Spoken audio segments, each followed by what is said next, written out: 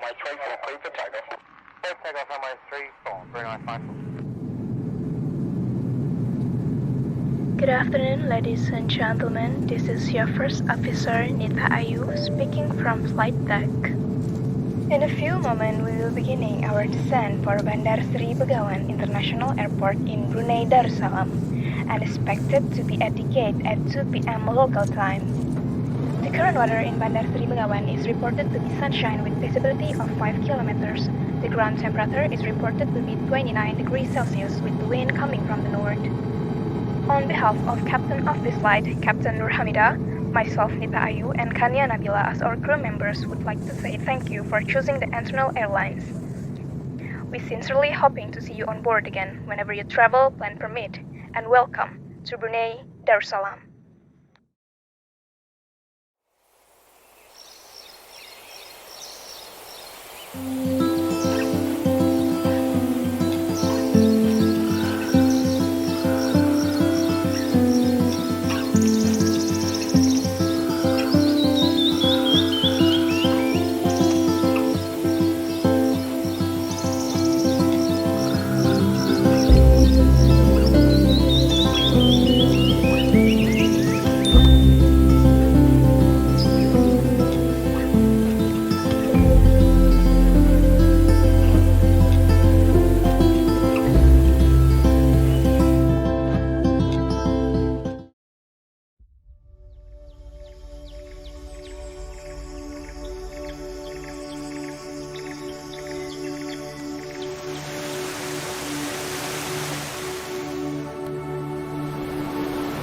Hello people, welcome to Brunei Darussalam, the country of the Sultan.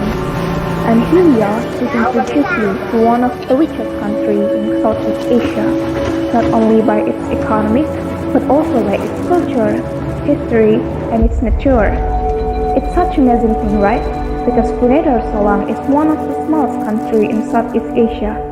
There is a lot of stories we can tell you about Brunei. So here we are to take you to our cultural adventure. Go to Brunei Darussalam.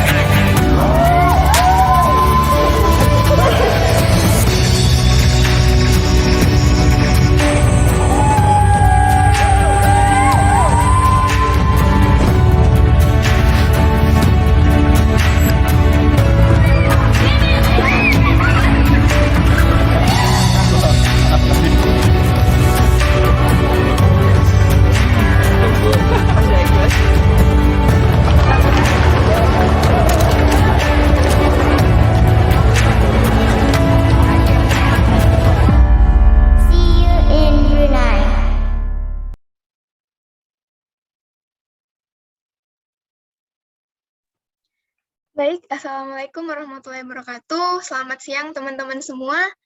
Selamat datang di Mula Warman Virtual Adventure Goes to Brunei Darussalam. Nah, hari ini kami dari kelompok 8 yang beranggotakan saya sendiri, Nita Ayu Rusmantika, dan teman saya Nur Hamida dan Kania Nabila akan menjadi tour guide teman-teman sekalian untuk berpetualang secara virtual mengelilingi Brunei Darussalam untuk hari ini. Nah, kami harap pertemuan hari ini bisa sedikit menghibur teman-teman, berhubung di masa pandemi ini kan kita sulit untuk berpergian, apalagi terbang ke secara internasional. Nah, jadi hari ini kami akan membawa teman-teman untuk menelusuri lebih dalam dan mengetahui lebih dalam apa aja sih yang ada di Brunei Darussalam dan apa aja sih isu-isu yang terjadi di kawasan tersebut. Nah, pertama-tama sebelum saya masuk ke materi, mungkin saya ingin berinteraksi sedikit nih kepada teman-teman sekalian yang ada di room ini. Menurut teman-teman, ketika teman-teman pertama kali mendengar kata Brunei Darussalam, apa sih yang terlintas di pikiran teman-teman? Saya mau tahu dulu nih, kira-kira ada nggak yang mau berbagi kepada saya di sini? Prince Martin. Oh iya, mungkin teman-teman sudah pada tahu ya Prince Martin, dan mungkin sebagian besar dari teman-teman kalau dengar kata Brunei Darussalam langsung otomatis teringat Prince Martin gitu ya. Tapi hari ini teman-teman kita nggak akan banyak berbicara tentang Prince Martin. Mohon maaf sekali, tapi kita akan mencoba untuk mencari topik-topik yang lebih menarik untuk dibahas untuk kita sebagai mahasiswa HI di Asia Tenggara. Nah, mungkin kita akan membahas mengenai sejarahnya, pariwisata, terus tuh profil negara, komoditi ekspor impor dari Brunei Darussalam, sampai isu-isu dan hubungan internasional yang dilakukan oleh Brunei Darussalam ini tadi. Nah, mungkin sekarang kita bisa mulai masuk ke materi pertama, yaitu sejarah dari Brunei Darussalam. Nah, mungkin agak sedikit panjang ya teman-teman, tapi saya akan berusaha semaksimal mungkin untuk menyampaikan materi dengan cara yang menarik. Oke, bisa next slide. Nah, berbicara tentang sejarah dari Brunei Darussalam, mungkin kita akan menengok sedikit ke belakang untuk mengetahui bagaimana sih proses terbentuknya negara ini. Nah, pertama-tama teman-teman harus mengetahui dulu kalau kawasan Brunei Darussalam ini sebenarnya sudah menjadi peradaban sejak abad ke-6.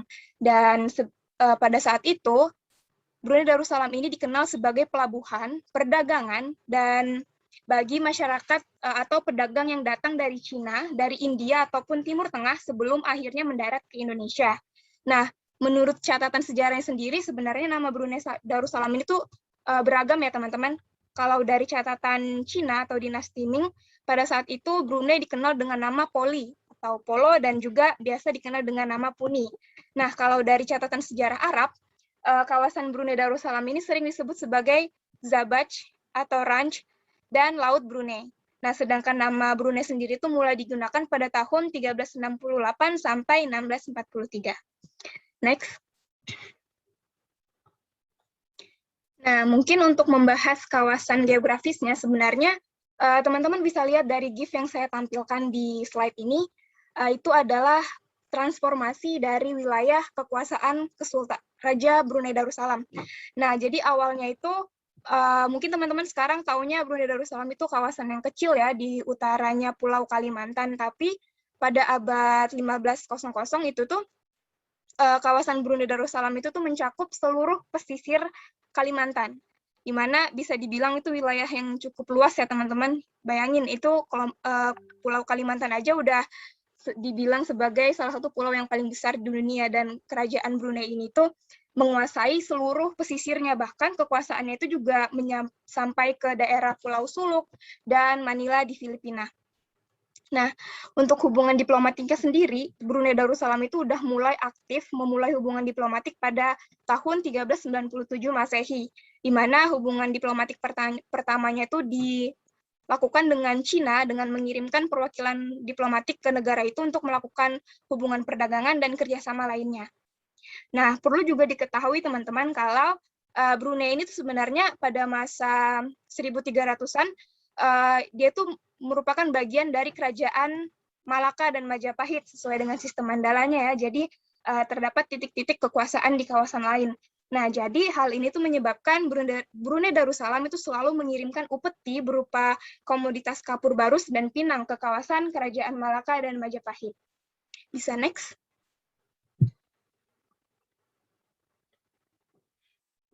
Nah, jadi kekuasaan Malaka dan Majapahit ini akhirnya dihentikan untuk berhubungan bersama Brunei Darussalam itu pada tahun 1362 Masehi pada masa pemerintahan Awang Alak Betatar sebagai raja pertama di Brunei Darussalam. Nah, bisa dibilang itu tuh dulu dikenal sebagai Kerajaan Brunei Tua.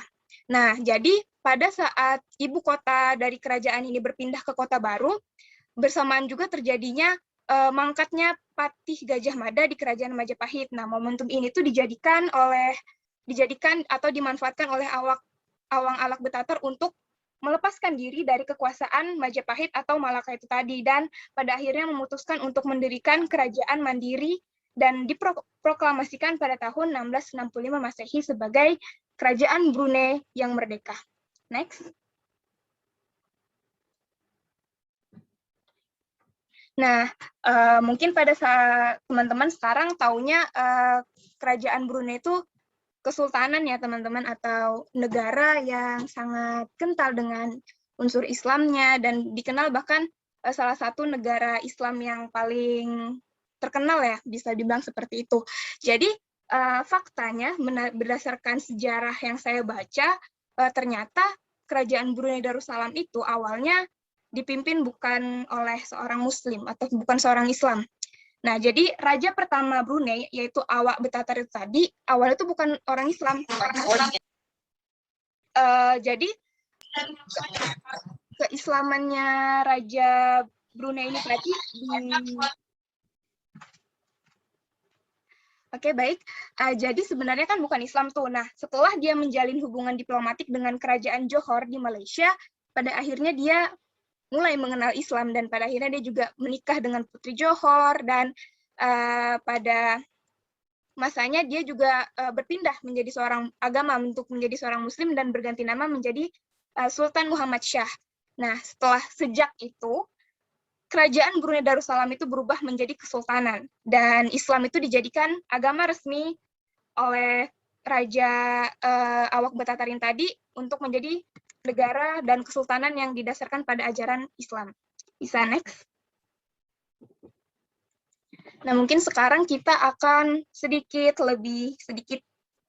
membahas tentang silsilah kesultanan itu tadi. Mungkin saya nggak akan bahas semuanya, tapi saya akan membahas beberapa saja kesultan yang membawa pengaruh besar di Brunei Darussalam.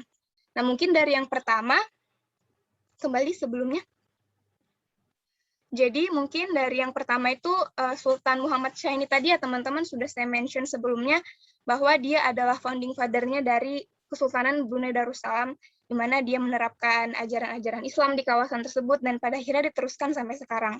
Nah, kepemimpinannya itu hanya berlangsung dari tahun 1365 Masehi sampai 1402 Masehi dan dilanjutkan oleh Abdul Majid Hasan. Nah, setelah itu juga dilanjutkan lagi oleh Sultan Ahmad dan pada masanya terhenti di masa kepemimpinan Sultan Syarif Ali. Nah, jadi Syarif Ali ini teman-teman bisa dibilang berasal dan lama tinggal di Arab, di mana unsur keislaman yang dibawa oleh Sultan Syah ini tadi makin diterapkan atau makin kental di masa pemimpinan Syarif Ali ini tadi, di mana dia juga menjalankan sistem pemerintahan yang feodal dan dia mendirikan banyak masjid, meluruskan arah kiblat dan bahkan dia juga memberlakukan peraturan di mana masyarakatnya itu dilarang memakan daging babi dan kalau misalnya makan daging babi itu pada masa pemerintahan beliau masyarakat itu bisa kena hukuman mati. Oke, selanjutnya kepemimpinan jatuh ke tangan Sultan Sulaiman dan selanjutnya lagi digantikan oleh Sultan Bolkiah. Nah, jadi cukup unik ya teman-teman. Jadi Sultan Bolkiah ini tuh juga dikenal sebagai Sultan Anah Kuda atau Nahkoda gitu loh bahasanya. Jadi dia itu namanya itu dibilang kayak gitu karena dia itu suka berlayar dan dia itu adalah seorang nahkoda gitu yang suka berpergian ke luar negeri. Terus tuh dalam proses penjelajahannya itu dia juga tidak hanya menjelajah biasa, dia juga bermain musik di kapalnya menggunakan gendang kerajaan, dan pada akhirnya itu menarik perhatian aktor-aktor luar negeri yang lainnya pada masa itu. Dan Sultan Bolkiah ini juga dikenal sebagai pemimpin yang adil dan kerap menjelajahi kawasan sekeliling Brunei, dan pada akhirnya membuat rakyatnya tuh merasa dekat sama dia, dan pada akhirnya juga berpengaruh pada ketaatan masyarakat. Nah, selanjutnya kepemimpinan jatuh ke tangannya Sultan Abdul Qahar, lalu ada Sultan Ismail, Sultan Iring Ali, dan Sultan Ottoman, dan kita mungkin bisa membahas lagi tentang Sultan Saiful Rijal. Nah, di masa kepemimpinan Sultan Saiful Rijal ini, yaitu pada sekitar tahun 1533. Nah, pada masa ini tuh terjadi konflik Castilla dengan Spanyol, teman-teman. Bisa dibilang ini tuh masa-masa awal kedatangannya Spanyol di daratan Filipina. Nah, jadi seperti yang sudah saya bilang tadi ya, kalau Kesultanan Brunei Darussalam itu awalnya tuh kekuasaannya sangat luas gitu, sampai menyentuh Kepulauan Suluk dan Filipina. Nah, jadi ketika bangsa Spanyol ini datang ke daratan Filipina, dia merasa kalau masyarakatnya ini susah ditaklukkan karena adanya kekuatan dari Brunei Darussalam ini tadi. Maka dari itu Spanyol ini merasa dia harus menaklukkan Brunei Darussalam terlebih dahulu sebelum dia menaklukkan Filipina secara keseluruhan. Nah, awalnya memang Spanyol itu mencoba untuk bersikap kooperatif gitu sama Brunei Darussalam, tapi sayangnya ditolak gitu oleh Sultan Saiful Rijal. Dan mengingat misi dari ekspansionisnya bangsa Barat ya teman-teman, kita semua saya rasa pasti tahu ya, yaitu Gold, Gospel, dan Glory. Salah satunya juga misi mereka untuk menyebarkan paham Kristen di seluruh daratan dunia. Nah, ini juga mereka bawa ke daratan ini gitu. Kenapa dia pada akhirnya berkonflik dengan Brunei Darussalam? Karena dia berusaha untuk mengkristenisasi kawasan Brunei Darussalam itu tadi. Pada akhirnya terjadilah perang Castilla ini tadi. Cukup bisa dibilang itu salah satu perang yang cukup besar ya pada saat itu, karena pada 14 April 1578 mereka itu berperang menggunakan 40 kapal perang dari Spanyol dan 50 kapal perang dari Brunei Darussalam. Walaupun demikian, sayangnya Kesultanan Brunei Darussalam itu pada saat itu dipukul mundur oleh Spanyol, dan pada akhirnya Spanyol bisa menduduki kesultanan, bisa memasuki kerajaan, dan bahkan dia itu menyita beberapa barang yang ada di kesultanan gitu, kayak ya paling bahasa kasarnya dia merampok itulah di kawasan tersebut. Namun pada akhirnya Kesultanan Brunei Darussalam di bawah pimpinan Pangeran Sakam Ibnu Sultan Abdul Qahar pada saat itu tuh berhasil memukul mundur bangsa Spanyol dari Brunei Darussalam, dan pada akhirnya Spanyol ini tidak lagi mengganggu kawasan Brunei Darussalam. Nah, mungkin lanjut ke pemimpinan selanjutnya itu pada akhirnya dipimpin oleh Sultan Jalilul Akbar, lalu ada lagi Sultan Jailul Jabar, dan untuk sesi ini mungkin terakhir ada Sultan Haji Muhammad Ali. Nah, di sini pada masa kepemimpinan Sultan Muhammad Haji Ali ini tuh terjadi perang saudara di kawasan Brunei Darussalam atau di dalam lingkup kesultanan, di mana anak dari Sultan Muhammad Haji ini tuh membunuh salah satu anak dari pangeran, yaitu Pangeran Hakul Mubin, yang pada akhirnya itu membuat terjadinya konflik internal di kawasan kesultanan. Bisa dibilang ini tuh salah satu konflik yang sangat sangat bersejarah untuk Brunei Darussalam, karena pada akhirnya itu sedikit berpengaruh pada silsilah kesultanan itu tadi. Mungkin next. Nah, jadi pada kepemimpinan Sultan Muhammad Ali tadi itu kan terjadi civil war yang pertama atau perang saudara, di mana anaknya Sultan Muhammad Ali itu membunuh anaknya dari Sultan Hakul Mubin ini tadi. Nah, setelah konflik berkepanjangan, akhirnya Sultan Hakul Mubin, Pangeran Hakul Mubin ini bisa naik menjadi sultan, dan setelah dia naik menjadi sultan, dia itu balas dendam kepada keturunannya Ali ini tadi, dan pada akhirnya itu juga menyebabkan konflik-konflik baru di kawasan kerajaan. Namun sayangnya Sultan Hakul Mubin ini pada akhirnya juga dikalahkan oleh saudaranya sendiri atau dibunuh oleh saudaranya sendiri, pada akhirnya membuat dia turun tahta dan kepemimpinan sultan ini kembali diambil oleh keturunannya Muhammad Ali, yaitu Muhyiddin ini tadi. Nah, terus tuh kepemimpinan juga terus berlanjut sampai ke Sultan Nasruddin, dan sekarang kita mau bahas lagi ke Sultan Hussein Kamaluddin.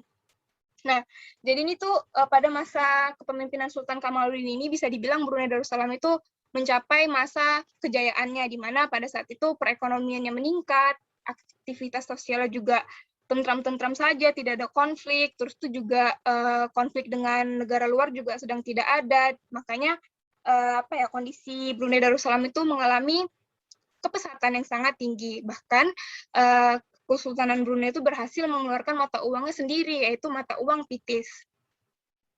Mungkin selanjutnya ada beberapa sultan lagi, yaitu ada Sultan Alauddin, Sultan Omar Ali Saifuddin, Sultan Tajuddin, terus ada juga Sultan Muhammad Jalul Alam, Sultan Muhammad Ali Saifuddin I, dan ini ada juga Sultan Muhammad Kanzul Alam.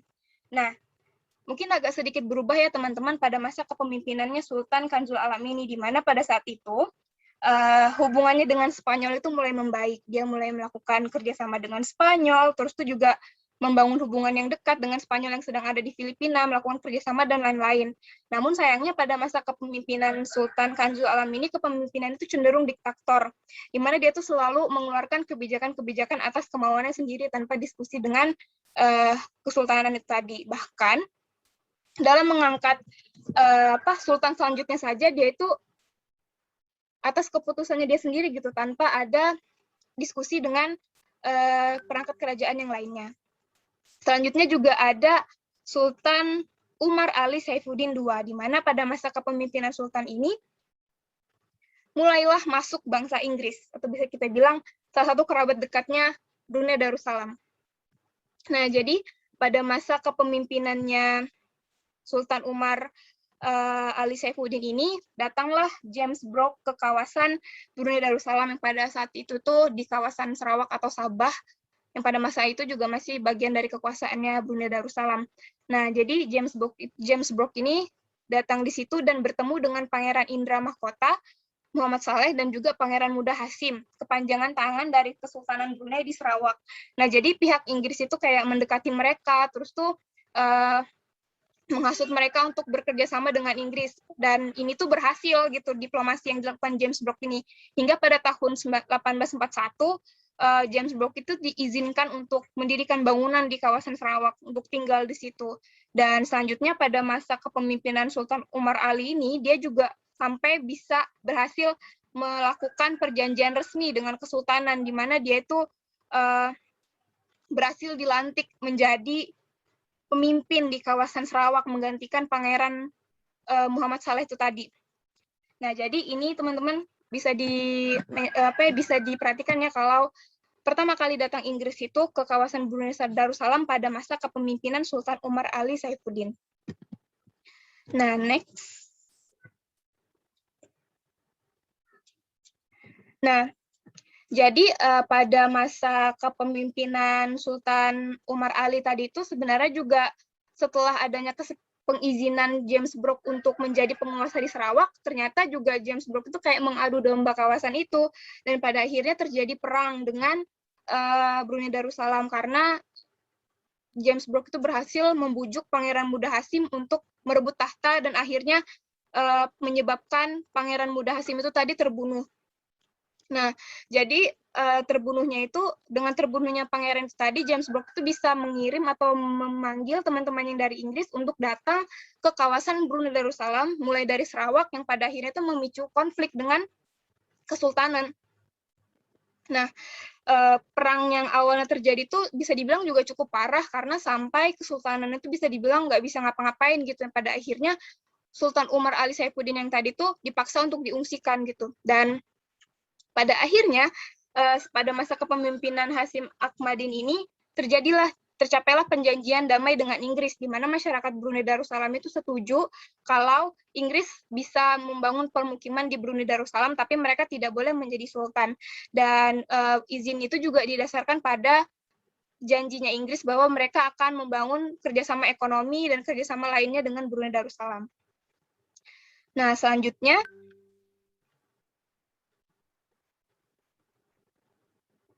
pada masa Hasim Akmalin ini juga pada akhirnya Inggris itu berhasil lagi untuk berdiplomasi dengan Brunei Darussalam. Pada akhirnya juga awalnya tadi itu kan dia nggak boleh menjadi pemimpin di kawasan Brunei Darussalam, boleh tinggal tapi nggak boleh memimpin gitu. Tapi pada akhirnya Inggris itu berhasil lagi untuk berdiplomasi dan mendapatkan izin dari Sultan Hasim Akmalin ini untuk menjadi kepala residen di kawasan tersebut. Selanjutnya juga kepemimpinan dilanjutkan oleh Sultan Jamalul Alam II, dilanjutkan lagi oleh Sultan Tahuddin Akhiriwaddin, dan Sultan Omar Ali III, di mana pada masa Sultan Omar Ali III ini mulai dibicarakan kalau Brunei Darussalam berkeinginan untuk menjadi negara yang merdeka. Nah, hal ini tuh juga berujung pada perjanjian 29 September tahun 1959, di mana mereka itu benar-benar sepakat untuk memerdekakan kawasan Brunei Darussalam di bawah Inggris, seperti itu. Mungkin berbeda dengan Indonesia, teman-teman, di mana kemerdekaan kita itu bisa dibilang kita proklamasikan sendiri gitu. Kalau Brunei Darussalam ini tuh dia merdekanya bersama dengan Inggris, seperti itu. Nah, yang terakhir adalah Sultan Hasanal Bolkiah Muizzaddin. Nah, ini adalah sultan yang sampai sekarang masih memimpin di kawasan Brunei Darussalam. Nah, jadi pada masa kepemimpinan Sultan Bolkiah ini, akhirnya berhasil diproklamasikan kemerdekaan Brunei Darussalam pada tanggal 1 Januari 1984. Nah, mungkin seperti itu ya teman-teman silsilah Kesultanan Brunei Darussalam ini tadi. Mungkin bisa next. Nah, setelah membahas silsilah kerajaan yang panjang tadi, mungkin teman-teman juga agak sedikit bingung gitu kan mengenai silsilahnya. Sekarang kita mau refresh sedikit untuk membahas tempat-tempat wisata yang ada di Brunei Darussalam. Mungkin yang pertama kita akan bahas tentang Kampung Ayer, teman-teman. Jadi, Kampung Ayer ini tuh bisa dibilang kayak kampung nelayan kalau di Indonesia, di mana masyarakat di situ tinggal di atas perairan, terus tuh bermukim dari lama di situ, dan bisa dibilang juga ini tuh salah satu ciri khasnya Brunei Darussalam, dan mereka sangat bangga dengan kepemilikannya akan Kampung Ayer ini, karena dengan itu mereka bisa mempertahankan gitu kebudayaan asli mereka. Dan bisa dibilang cukup unik ya Kampung Ayer ini, karena luasnya tuh bisa dibilang tidak main-main teman-teman, karena ada 80 kampung yang bermukim di atas air itu. Nah, selain itu juga ada Istana Nurul Iman yang bisa teman-teman kunjungi, semisal teman-teman pergi ke Brunei Darussalam, namun sayangnya memang istana ini tuh tidak bisa dimasuki, walaupun bisa lah kalau di depan-depannya aja. Jadi teman-teman bisa tahu, mungkin sudah ada yang tahu kalau Istana Nurul Iman ini adalah salah satu istana terbesar di dunia, dan ini adalah tempat bermukimnya Sultan Bolkiah dan perangkat kesultanan lainnya.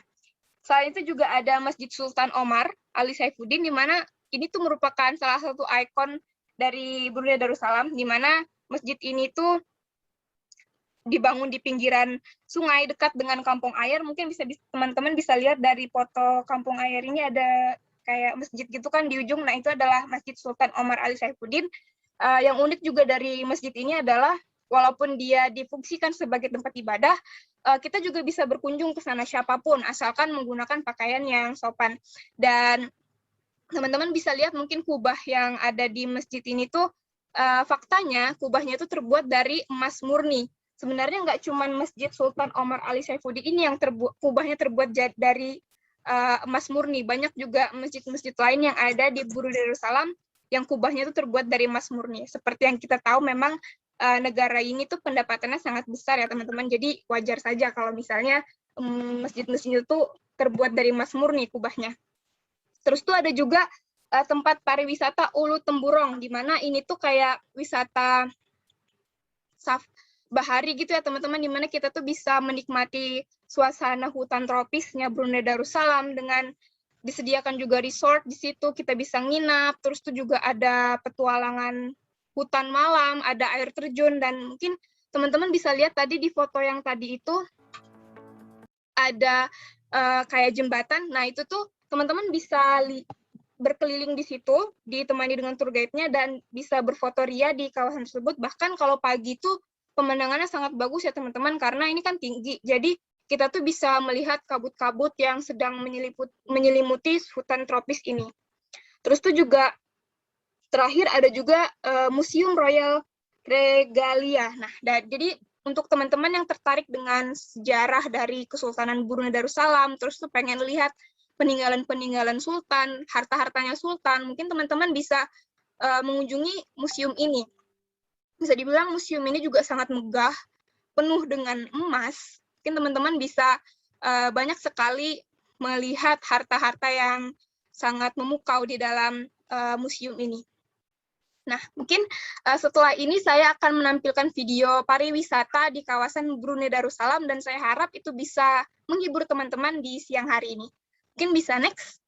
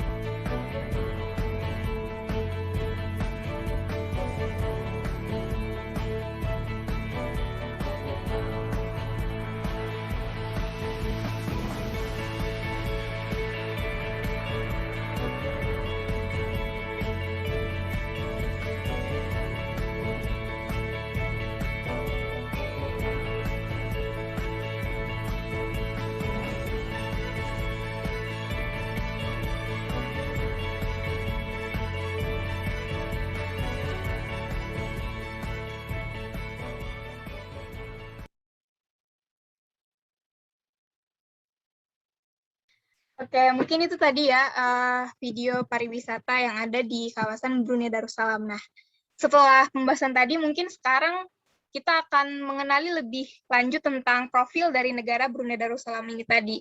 Seperti kata pepatah ya teman-teman, kalau tidak kenal ya maka tidak sayang. Maka dari itu sekarang kita harus mengenal dulu nih apa aja sih yang ada di Brunei Darussalam, bahasanya, terus tuh kemerdekaannya kapan, dan lain-lainnya. Mungkin sekarang akan dibawakan oleh salah satu teman kita, yaitu Nur Hamidah. Silahkan, Nur Hamidah. Baik, terima kasih moderator. Nah, teman-teman, setelah pembahasan mengenai sejarah dan tempat-tempat wisata di Brunei ini, saatnya kita membahas tentang profil dari Brunei ini. Oke, nama resmi dari negara Brunei itu ialah Brunei Darussalam, yang artinya negara Brunei yang dipenuhi dengan kedamaian. Ibu kota Brunei juga berada di Bandar Sri Begawan, dan Brunei ini salah satu negara yang termuda di Asia Tenggara karena merdeka dari Inggris itu pada 1 Januari 1984. Dengan lagu kebangsaan Allah Peliharalah Sultan, dan agama di Brunei ini mayoritas Islam, diikuti oleh Kristen, Buddha, dan beberapa agama lainnya. Suku bangsa di Brunei yang terbanyak ialah Melayu, Tionghoa, dan beberapa etnis Brunei lainnya. Walaupun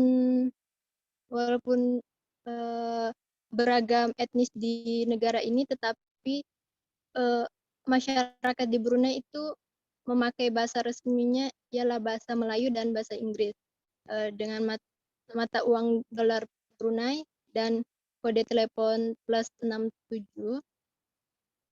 Dan juga sistem pemerintahan di negara Brunei ialah monarki absolut dengan bentuk negara kerajaan mutlak. Kepala negara sekaligus kepala pemerintahan di negara Brunei ini adalah Yang Maha Mulia Paduka Sri Baginda Sultan Haji Hassan Al-Bolkiah Muizzaddin Wadaulah, Sultan dan yang di-Pertuan Negara Brunei Darussalam. Oke, next. Oke, selanjutnya apa sih makna dari bendera Brunei Darussalam ini?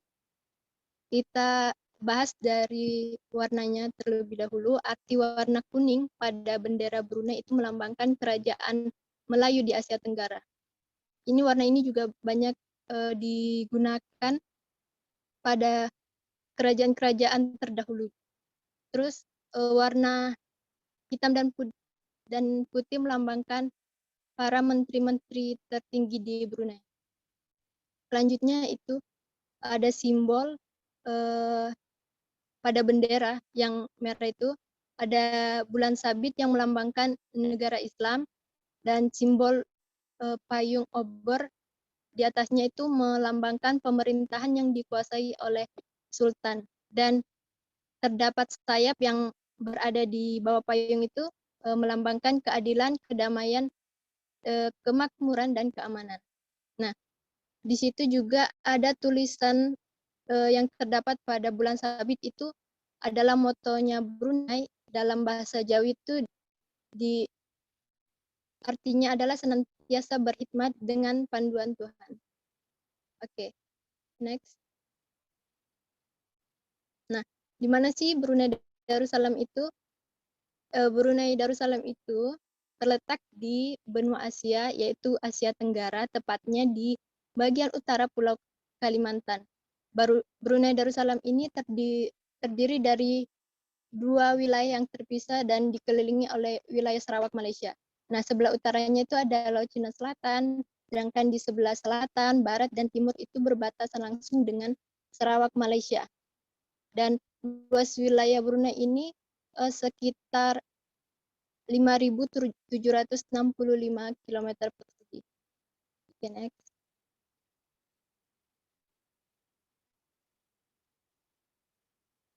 Oke, selanjutnya populasinya. Jumlah penduduk di negara ini mencapai 400-an ribu lebih jiwa yang terdiri dari 200.000 lebih laki-laki dan 215.000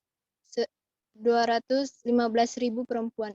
Dengan populasi tersebut, warga negara Brunei ini yang berjumlah 300.000 lebih dan 33.500 warga negara asing yang berstatus permanen residen dan 94.200 negara asing yang berstatus temporary resident.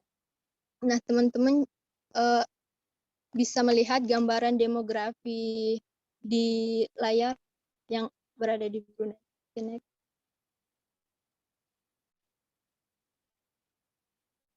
Nah, selanjutnya GDP. GDP Brunei ini sebesar 0,5% itu di tahun 2020 dan terakhir diestimasikan sebesar 3,97 miliar dolar Brunei di tahun 2020 dan namun mengalami penurunan berbanding di tahun 2019 itu sebesar 4,3 miliar dolar Brunei, sedangkan income per kapitanya itu pada tahun 2019 sebesar 41.061 dolar Brunei, sementara pada 2018 sebesar 41.622 dolar Brunei.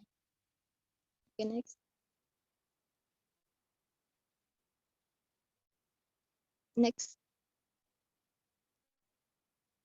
Oke, kemudian komoditas ekspor Brunei yang terbesar ialah minyak dan gas itu mencapai 95% dari total keseluruhan barang ekspor dan juga ada beberapa komoditas ekspor lainnya seperti yang ada di layar, dan negara tujuan yang utama ekspor Brunei itu adalah negara Jepang, Tiongkok, Thailand, dan Korea.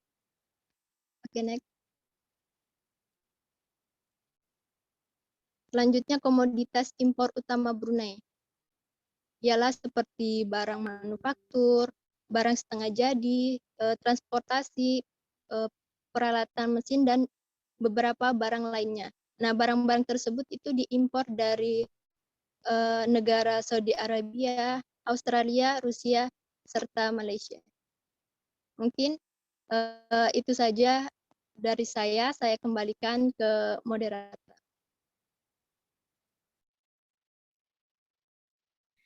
Oke, baik. Itu tadi ya teman-teman pembahasan tentang profil dari Brunei Darussalam, terus tuh ada data tentang demografinya, komoditi ekspor, impor, dan lain-lain. Nah, mungkin sekarang kita akan membahas lebih lanjut nih tentang bagaimana sih sistem pemerintahan dari Brunei ini, terus tuh isu-isu apa aja yang ada di Brunei Darussalam. Nah, mungkin saat ini akan dibantu oleh Kania Nabila untuk memaparkan materi yang lebih menarik ini ya teman-teman. Saya persilahkan kepada Kania Nabila.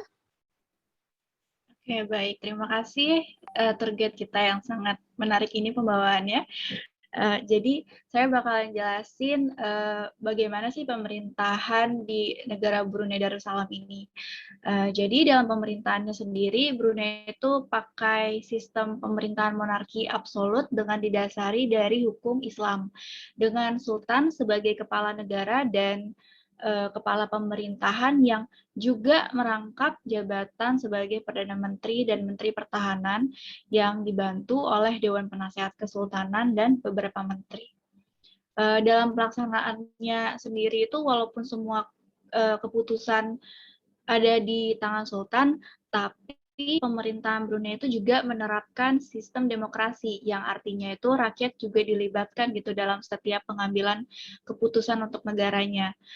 Tapi dalam pemilihan anggota birokratnya, Brunei itu cenderung menerapkan sistem perekrutan secara tertutup.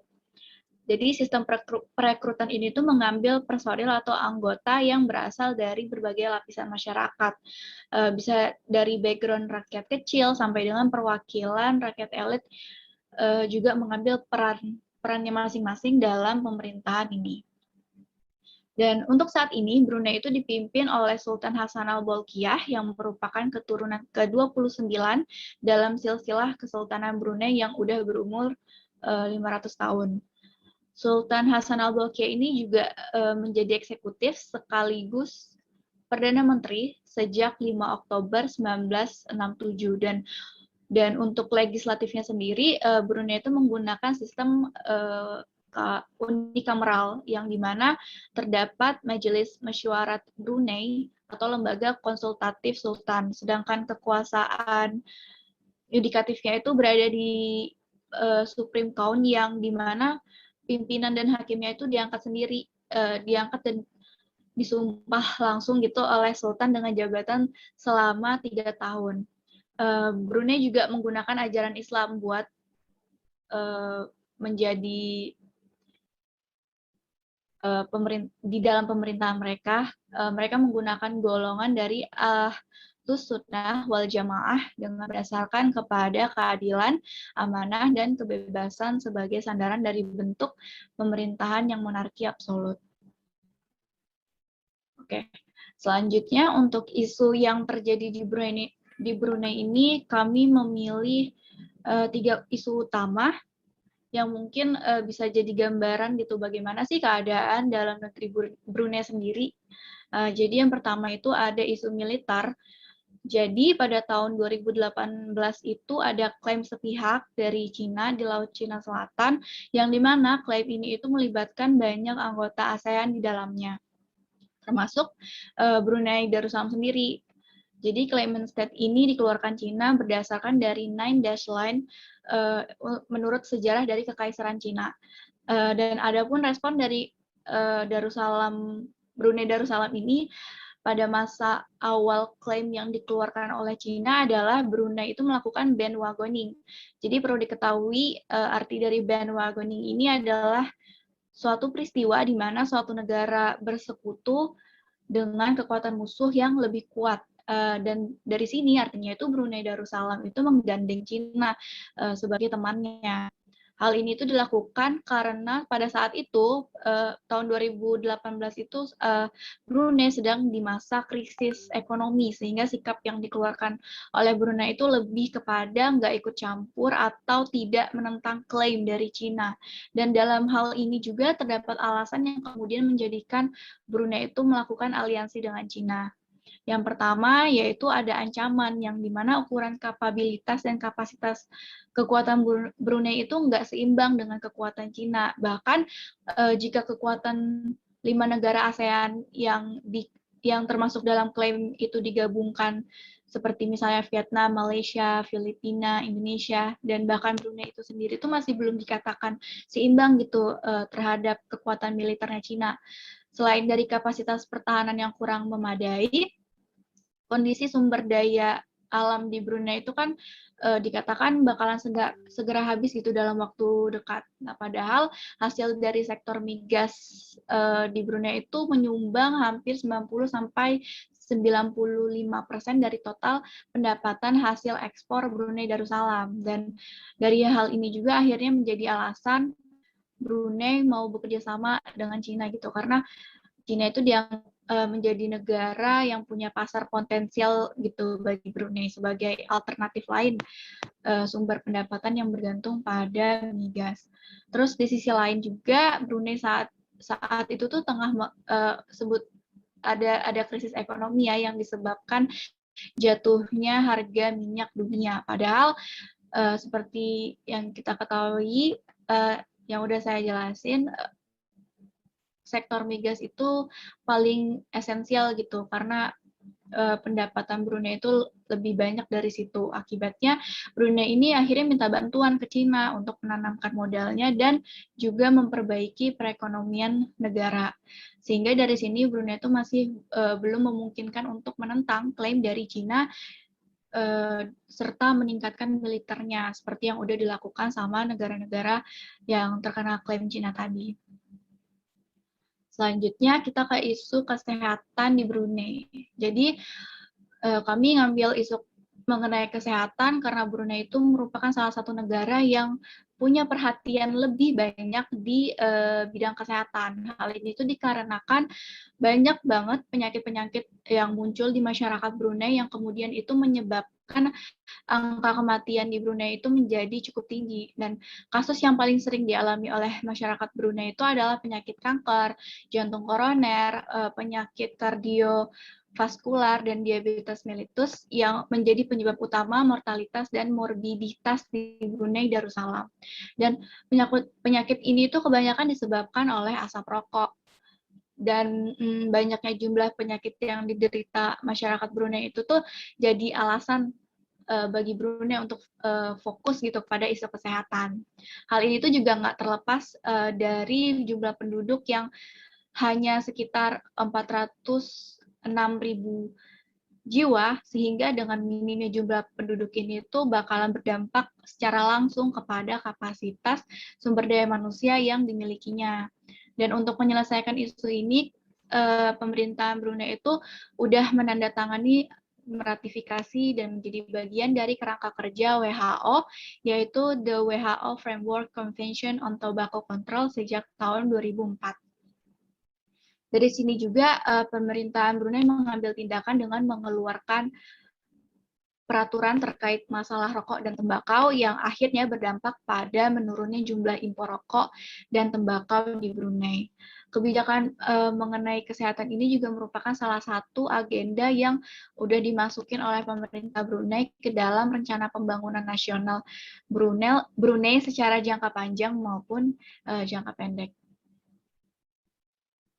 Untuk isu selanjutnya, yaitu kami pilih adalah mengenai isu kemanusiaan atau HAM.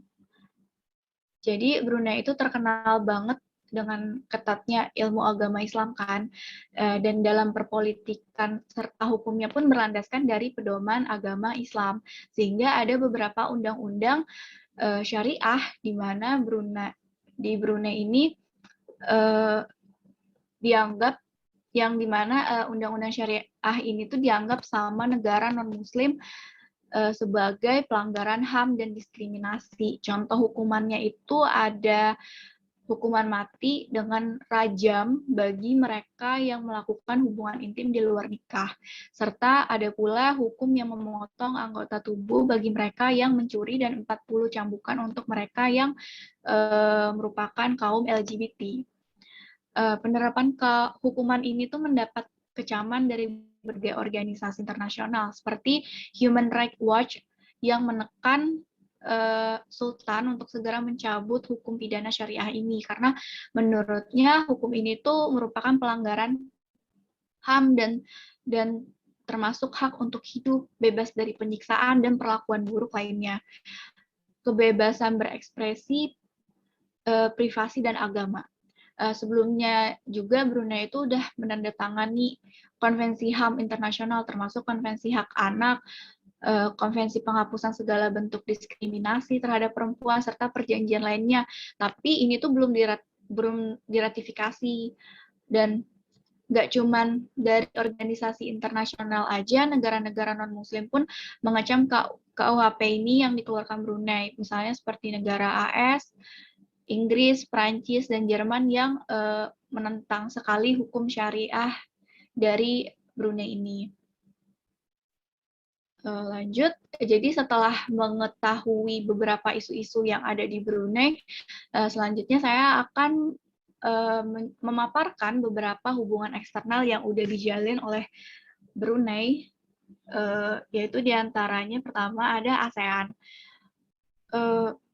Jadi Brunei Darussalam ini udah bergabung ke dalam ASEAN pada 7 Januari 1984 dan menjadi negara ke-6 yang bergabung dalam kerangka kerjasama tersebut. Dan pada tahun ini Brunei itu berkesempatan buat menjadi ketua ASEAN menggantikan Vietnam untuk 2021. Ada juga tema yang kemudian diangkat oleh Brunei untuk ASEAN adalah We Care, We Prepare, We Prosper, dengan tujuan untuk memajukan kepedulian kesejahteraan masyarakat ASEAN, serta mempersiapkan peluang dan tantangan di masa depan. Juga ada kesejahteraan bersama sebagai kawasan yang bersatu. Dan Brunei di dalam ASEAN ini juga mengedepankan 3 prospek prioritas ekonomi yang difokuskan kepada recovery, yang dimana Brunei ini ingin memulihkan pariwisata dan perjanjian dagang termasuk dengan Kanada. Terus ada digitalization, Brunei di sini ingin berfokus kepada e-commerce dan ekosistem digital. Juga terakhir ada sustainability, yang dimana Brunei itu ingin memberikan dukungan terhadap mikro, medium, dan kerjasama di bidang mineral. Untuk kerjasama yang kedua ada BIM EAGA. Jadi ini tuh kerjasama subregional antara Brunei Darussalam, Indonesia, Malaysia, Filipina. Dan tujuannya itu buat meningkatkan kesejahteraan dan pertumbuhan ekonomi masyarakat perbatasan negara BIM EAGA. Jadi kerjasama ini itu didirikan untuk meningkatkan konektivitas antar kawasan dengan pembangunan infrastruktur perbatasan yang tentu saja bermanfaat gitu bagi negara yang terlibat dalam urusan distribusi perdagangan internasional. Adapun contoh programnya itu yang pertama ada MOU, Establishing and Promoting Efficient and Integrated Sea Linkages 2007. Dan dalam program ini Brunei Darussalam itu mencoba menghubungkan kawasannya dengan negara lain yaitu Malaysia dan Indonesia lewat pembangunan roll-on atau roll-off passenger ferry. Terus contoh program yang kedua ada MOU on Cross-Border Movement of Commercial Buses and Coaches 2009. Dan dalam program ini tuh Brunei melakukan kerjasama dengan Indonesia untuk membangun jalan bus lintas wilayah BIM EAGA yang menghubungkan Pontianak dan Bandar Seri Begawan. Kerjasama yang selanjutnya ada APEC atau Asia Pacific Economic Cooperation, yang dimana Brunei ini juga merupakan salah satu anggota dari APEC yang dimana forum ini itu berfokus kepada ekonomi 21 negara di kawasan Pasifik dengan tujuannya untuk mengukuhkan pertumbuhan ekonomi, mempererat komunitas, dan juga mendorong perdagangan bebas di seluruh kawasan Asia Pasifik. Brunei ini telah menjadi anggota APEC sejak November tahun 1989 dan ada pun contoh program kerjasama yang diinisiasi langsung oleh Brunei dalam organisasi ini yaitu pada tahun 2000 terdapat Electronic Individual Action Plan, sistem yang memungkinkan pemantauan IEP secara online sekaligus meningkatkan akses internet di kawasan APEC 3 kali lipat hingga tahun 2005. Jadi segitu aja pembahasan dari saya mengenai pemerintahan serta isu-isu dan hubungan eksternal yang ada di Brunei Darussalam yang mungkin bisa menjadi kajian kalian untuk kedepannya. Terima kasih. Untuk selanjutnya saya kembalikan lagi kepada tour guide kita. Nita, silakan. Oke, baik. Terima kasih banyak, Kania. Sangat menarik ya pembahasannya, mulai dari sistem pemerintahan dari Brunei Darussalam. Sudah dipaparkan oleh Nia tadi, kalau ternyata sistem pemerintahannya itu monarki absolut dan juga kental sekali ya dengan hukum Islam di kawasan ini. Nah, itu juga berkaitan dengan isu-isu HAM tadi yang pada akhirnya membuat Brunei Darussalam itu sering mendapat kecaman dari dunia internasional. Bahkan bisa dibilang juga ini agak mirip ya Nia dengan apa yang ada di Aceh, di Indonesia. Selain itu juga untuk hubungan eksternal, ternyata Brunei Darussalam ini walaupun kawasannya bisa dibilang cukup kecil ya dibandingkan negara-negara ASEAN lain, ternyata dia juga aktif ya di organisasi tersebut, terus itu juga dia terlibat dalam kerjasama BIM EAGA, bahkan juga aktif dalam menginisiasikan program-program di APEC itu tadi. Nah, mungkin itu saja materi yang akan kita sampaikan hari ini, teman-teman. Sekarang kita akan masuk ke sesi diskusi. Mungkin bisa di stop share screen dulu, kita akan melihat teman-teman yang sedang menyaksikan virtual adventure kita hari ini. Nah, mungkin saya akan buka sesi pertanyaan pertama, 3 pertanyaan. Tuh, pada teman-teman silahkan dipersiapkan. Apabila ingin bertanya, silahkan angkat fitur raise hand. Mungkin sebelum saya persilahkan untuk berbicara, saya mau beritahu dulu mekanismenya. Jadi bagi setiap penanya akan mendapatkan poin sebanyak 2 ya teman-teman. Selain itu untuk para penjawab akan mendapatkan poin 2 sampai 5. Nah, mungkin ini sudah ada 2 teman kita yang raise hand. Saya persilahkan. Yang pertama tadi Nur Azizah, silahkan. Iya, apa suara saya terdengar? Ya, terdengar jelas. Ya, jadi terima kasih atas kesempatannya dan terima kasih materinya yang menurut saya sangat menarik dan luar biasa. Terima kasih atas jalan-jalan virtualnya. Jadi pertanyaan saya adalah, telah tadi sudah dijelaskan dan disebutkan mengenai hak asasi manusia. Nah, bahwa terdapat kecaman dari organisasi internasional dan juga negara-negara non-muslim terhadap KUHP yang dikeluarkan oleh pemerintah Brunei. Nah, lalu pertanyaan saya, apakah tanggapan dari pemerintahan Brunei terhadap isu ini? Sekian dan terima kasih. Oke, baik. Terima kasih Mbak Nur Azizah atas pertanyaannya. Mungkin pertanyaannya akan saya tampung dulu ya. Saya akan bergeser ke audiens kita yang satunya yang sedang raise hand sekarang. Farah Aufa, dipersilahkan. Iya, terima kasih atas kesempatannya. Sebelumnya, mohon maaf ya nggak bisa nyalain kamera.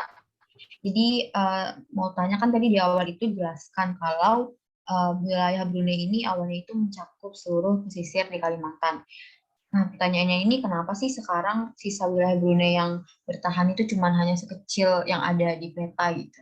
Itu aja, terima kasih. Oke, baik. Untuk teman-teman yang lain, ada lagi yang ingin bertanya? Oke, kalau gitu kita minta waktu 3-4 menit ya teman-teman untuk mempersiapkan jawabannya. Mohon ditunggu.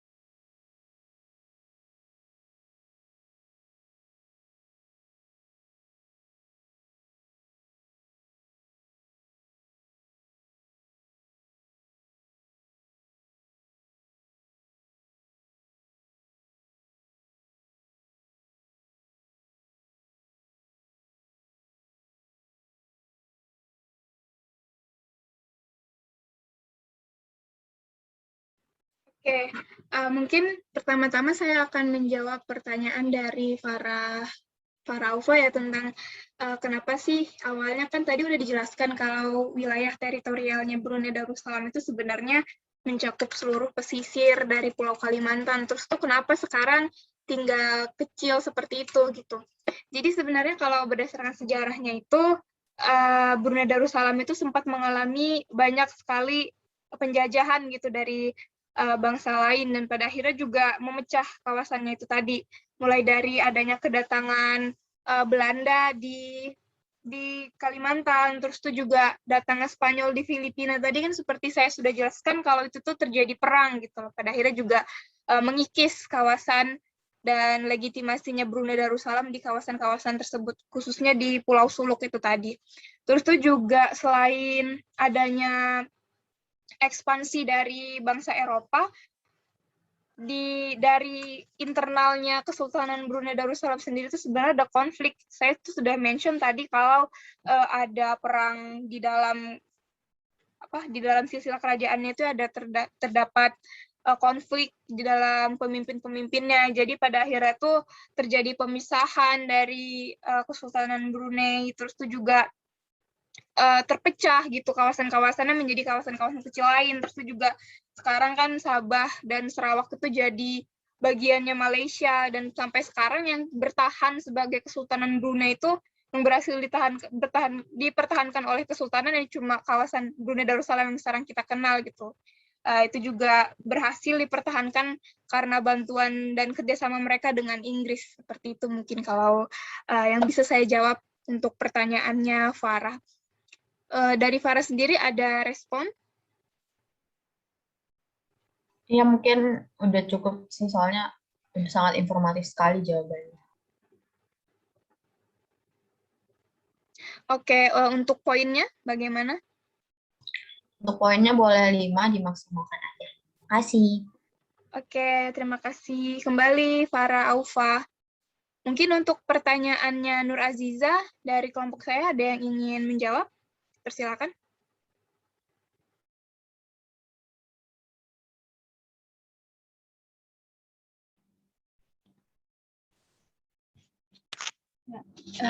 Aku mau jawab pertanyaan dari Nur Aziza tentang tanggapan dari pemerintah Brunei sendiri ya terhadap hukum syariah yang disahkan oleh pemerintah Brunei.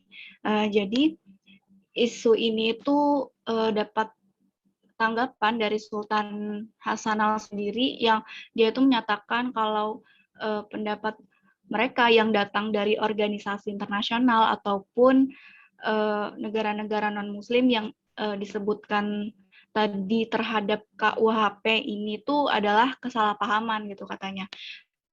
Dia menegaskan kalau peraturan ini tuh dibuat supaya masyarakatnya itu mengikuti hukum atau ajaran Islam. Sebagaimana yang kita ketahui kan kalau negara Brunei itu sangat berpedoman pada hukum Islam yang ketat banget gitu. Dan ia juga ingin melihat negaranya itu tumbuh sebagai negara yang kuat dan mengabdikan ibadahnya itu sesuai dengan ajaran Islam.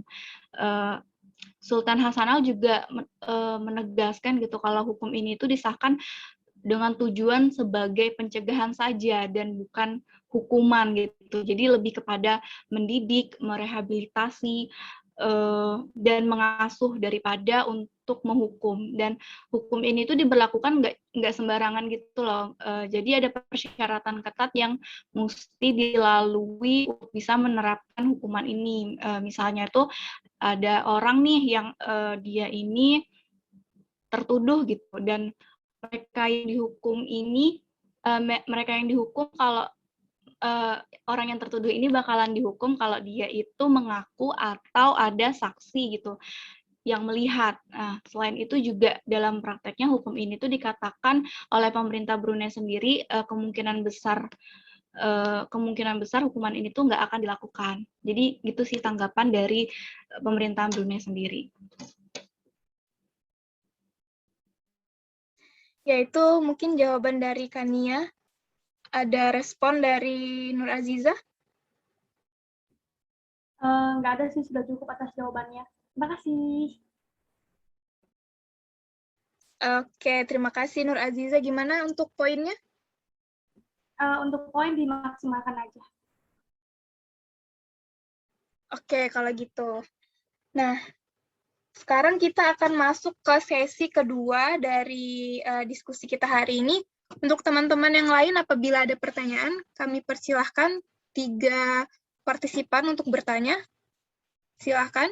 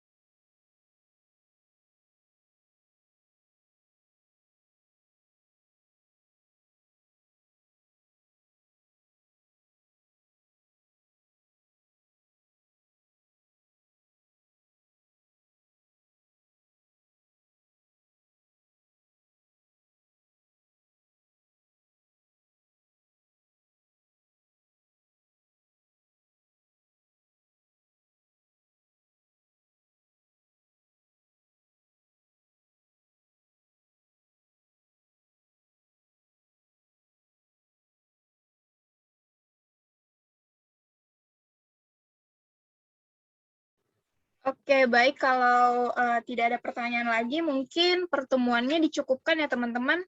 Namun sebelum kita akhiri, saya mohon teman-teman semuanya untuk menyalakan kamera dan untuk dokumentasi.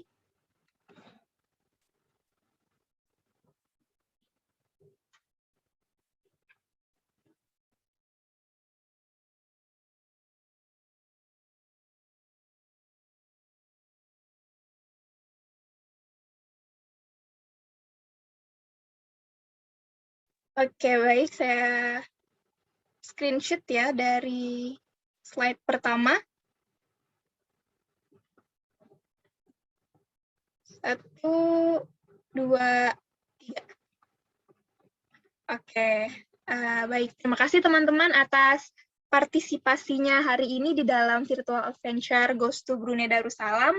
Saya harap apa yang kami sampaikan hari ini bisa menjadi menambah pengetahuan bagi teman-teman semua, dan saya harap juga dapat menghibur teman-teman di siang hari ini. Dan saya rasa kita cukupkan pertemuan kita hari ini. Terima kasih atas partisipasinya untuk teman-teman yang bertanya dan menjawab dalam sesi Virtual Adventure hari ini. Sampai bertemu di virtual adventure lainnya di lain hari nanti. Semoga kita senantiasa diberikan kesehatan dan lancar terus kegiatannya teman-teman. Wassalamualaikum warahmatullahi wabarakatuh. Waalaikumsalam warahmatullahi wabarakatuh.